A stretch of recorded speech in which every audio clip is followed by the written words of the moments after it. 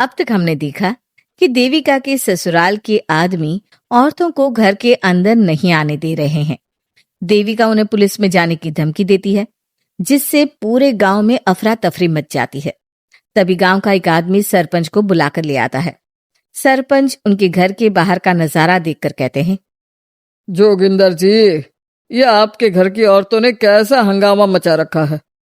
आपका घर तो संस्कारों की मिसाल था, लेकिन ये मैं क्या देख रहा हूँ, आपके घर की किसी औरत ने घूंघट नहीं कर रखा। सरपंच जी, हमारे घर की औरतों को इस देविका ने बहकाया है। हमने पहले ही इन सबको चेतावनी दी थी कि अगर ये घर से बाहर गई तो हम इन्हें घर में नहीं आने देंगे। अब ये देविका हमें धमकी दे रही है कि पुलिस को बुलाएगी। क्या पुलिस? इस गांव का बरसों पुराना इतिहास रहा है। इस गांव में कभी पुलिस नहीं आई। गांव के सभी फैसले हमने मिलजुल कर किए हैं। जोगिंदर, तुम्हारे घर का फैसला पंचायत करेगी। सरपंच जी, आपने ठीक कहा। पंचायत दोनों तरफ की बातें सुने और जो भी फैसला पंचायत करेगी वो हमें मंजूर होगा। तो ठीक है, आज दोपहर को सभी गांव की चौपाल पर इकट्ठा होंगे और वहीं तुम्हारे घर का फैसला होगा। सरपंच वहां से चला जाता है। घर के आदमी घर के अंदर जाकर दरवाजा बंद कर लेते हैं और घर की औरतें वहीं घर के बाहर पेड़ के नीचे बैठ जाती हैं। तभी विमला कहती है, देविका बहू, तुम्हें भूख लगी होगी ना? नहीं माँ जी, मुझे भूख नहीं लगी, मैं ठीक हूँ। बहू, तेरा बच्चा छोटा है अभी, तुझे भूखा नहीं रहना चाहिए। वीना, सुजाता, जाओ पास में जो पंडित जी का बाग है ना, वहां से कुछ फल तोड़ लाओ। वीना और सुजाता पास के बगीचे से खूब सारे फल तोड़ कर ले आती हैं। सभी औरतें फल खाती हैं। तभी देविका कहती है, आप सब घर से बाहर निकली, घूंघट उतार दिया तो इन मर्दों की इज्जत चली गई, लेकिन हम सब घर के बाहर भूखे प्यासे बैठे हैं। इस बात पर इन अहंकारी मर्दों को शर्म क्यों नहीं आ रही? हाँ देविका, तुम ठीक कह रही हो। अगर हम मर भी जाए ना, तब भी इन मर्दों के लिए इनके बनाए गए नियम कानून ही अहम रहेंगे, हम नहीं। सुजाता भाभी, मुझे तो सबसे ज्यादा सचिन पर गुस्सा आ रहा है। उसने मुझसे लव मैरिज की थी, क्या क्या वादे किए थे कि मेरा साथ कभी नहीं छोड़ेगा, और आज उसने मेरा साथ छोड़ दिया। अपने बच्चे को एक बार भी नहीं देखा उसने। देविका, वो शुरू से ही ना डरपोक रहा है, लेकिन इन सारी बातों को छोड़ो। मुझे तो इस बात की चिंता हो रही है कि पंचायत में न जाने क्या फैसला होगा। पता नहीं वो इंसाफ करेंगे भी या नहीं। वीना दीदी, आपको अभी भी पंचायत से इंसाफ मिलने की उम्मीद है? अगर इस गांव की पंचायत में सच में इंसाफ करने की भावना होती तो सरपंच जी अभी हमें घर के अंदर जाने देते। देखा नहीं कितना जहर उगल कर गए हैं हमारे खिलाफ।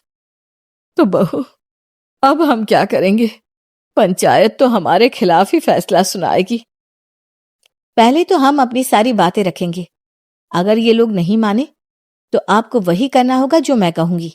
लेकिन एक बात आप याद रखना, किसी भी सूरत में हम झुकेंगे नहीं, क्योंकि हम सही हैं। देविका सभी औरतों को समझा रही थी। तभी वहां एक गांव वाला आता है। आप सभी को पंचायत में बुलाया है। उस गांव वाले की बात सुनकर सभी औरतें पंचायत में पहुंचती हैं। वो देखती हैं कि उस पंचायत में सारा गांव इकट्ठा हो गया है। बहुत सारी औरतें लंबे लंबे घूंघट करके वहां आई हुई हैं।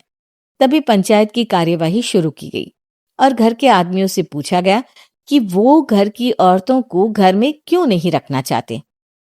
हमारे घर की औरतें ना तो घूंघट उतारती है और ना ही किसी डॉक्टर से इलाज करवाती है, और हमारे मना करने के बाद भी इन सब ने घर से बाहर कदम रखा, हमसे ऊंची आवाज में बात की। हमने इन सबको चेतावनी भी दी, लेकिन इन्होंने हमारी बात नहीं सुनी। अब ये सभी औरतें हमारे घर में नहीं रह सकती। अब औरतें अपना पक्ष रखें। ये कानून की किस किताब में लिखा है कि औरतों को घूंघट करना चाहिए? और अगर मेरे ससुराल की औरतें मुझे डॉक्टर के पास ना लेकर जाती तो ना मेरा बच्चा जिंदा बचता और ना ही मैं। लेकिन दाई अम्मा से हम इलाज करवा रहे थे ना। दाई अम्मा को कुछ समझ में नहीं आ रहा था। देविका का इलाज दाई अम्मा के बस की बात नहीं थी। काफी देर तक दोनों पक्षों में बहस चलती रही। दोनों एक दूसरे पर आरोप प्रत्यारोप लगाते रहे। लेकिन दोनों पक्षों की बात सुनने के बाद पंचायत ने जो फैसला लिया उसके लिए तो देविका पहले से ही तैयार थी। दोनों पक्षों की बात सुनने के बाद पंचायत ने यह फैसला किया है कि सारी गलती महिलाओं की है। अगर वो अपने अपने पतियों से माफी मांग लेती है और वादा करती है कि भविष्य में कभी ऐसी गलती नहीं दोहराएंगी तो वो घर के अंदर प्रवेश कर सकती हैं। हमें पंचायत का फैसला मंजूर नहीं है। हमने कोई गलती नहीं की जो हम माफी मांगे। और किस बात का वादा करें हम? हमने देविका की जान बचाई है, तो आप हमसे भविष्य में किसी की जान न बचाने का वादा ले रहे हैं क्या? अगर तुम्हें पंचायत का फैसला मंजूर नहीं है तो तुम सबको घर में नहीं पुरानी हवेली में रहना होगा, जो अब खंडहर बन चुकी है।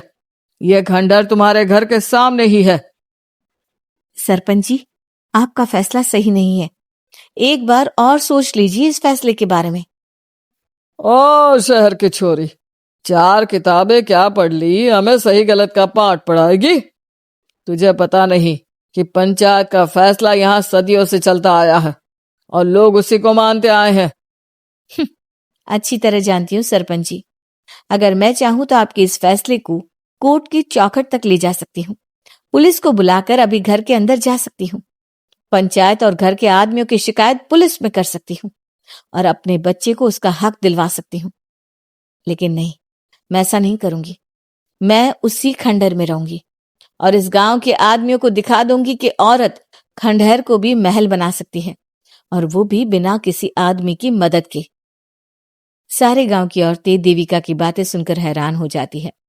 उनका जीवन घूंघट और घर की 4 दीवारी के बीच में ही था। कोई औरत अपने हक के लिए पंचायत से भी टकरा सकती है, ये बात उन्होंने पहली बार सुनी थी। अब देविका घर की औरतों के साथ खंडहर में चली जाती है। माँ जी, ये खंडहर तो काफी पुराना है। भाभी, खंडहर पुराने ही होते हैं। मुझे तो डरावना भी लग रहा है। मैं डर की वजह से कभी इस खंडहर के आसपास भी नहीं आई, लेकिन मुझे क्या पता था कि एक दिन इसी में रहना पड़ेगा। ये तो टूटा फूटा भी पड़ा है। माँ जी, एक काम करते हैं, ये खंडहर तो काफी बड़ा है, इसलिए एक हिस्से की साफ सफाई करके उसे ही रहने लायक बना देते हैं। बाद में धीरे धीरे पूरा खंडहर ठीक कर लेंगे। हाँ बहू, तुम ठीक कह रही हो। विमला भाभी और मैं इस खंडहर के टूटे हुए हिस्सों पर मिट्टी और ईंटें लगा देते हैं। सुजाता और वीना, तुम साफ सफाई कर लो।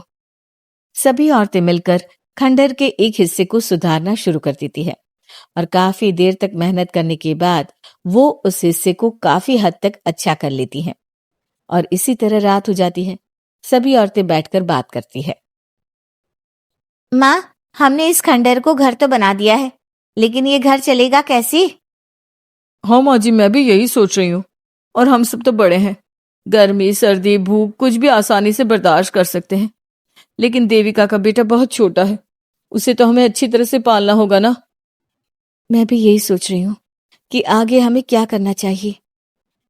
कम्मो और मैं मिलकर मिट्टी का चूल्हा और मिट्टी के बर्तन बना देते हैं। कुछ दिन के लिए खाने का इंतजाम भी हो जाएगा, क्योंकि यहाँ पर खेत और बाग बगीचे आसपास ही है, कहीं से कुछ भी ले सकते हैं। पहले आप मुझे ये बताइए कि आप सब लोगों को आता क्या है? मतलब कोई ऐसा काम जिसका आपको शौक हो, जो आपने बचपन से किया हो। बहू, तेरे दिमाग में चल क्या रहा है? माँ जी, बहुत कुछ चल रहा है। बस अब हमारा सारा ध्यान इस बात पर होना चाहिए कि हम अपने लिए अच्छे से अच्छा क्या काम कर सकते हैं। आप सब हिम्मत से और समझदारी से काम लो, फिर देखना हम इस खंडहर को भी महल बना देंगे। इसके लिए सबसे पहले हमें आत्मनिर्भर बनना होगा। देविका सभी को समझा रही थी, तभी उसका बेटा रोने लगा। उसने अपने बेटे को गोद में उठाया और उसे चुप कराने लगी। अब देविका के सामने सबसे बड़ी चुनौती थी कि वो किस तरह से ससुराल की औरतों को आत्मनिर्भर बनाए और किस तरह से अपना घर चलाए। हमारे प्यारे दर्शकों, अब आप बताइए, देविका और घर की सभी औरतों ने अपने पतियों से माफी ना मांगकर सही किया या गलत? क्या उनका खंडहर में रहने का फैसला सही था? अब देविका को क्या कदम उठाना चाहिए, हमें कमेंट में जरूर बताना। हमारी कहानी को लाइक, शेयर और चैनल को सब्सक्राइब करना मत भूलना।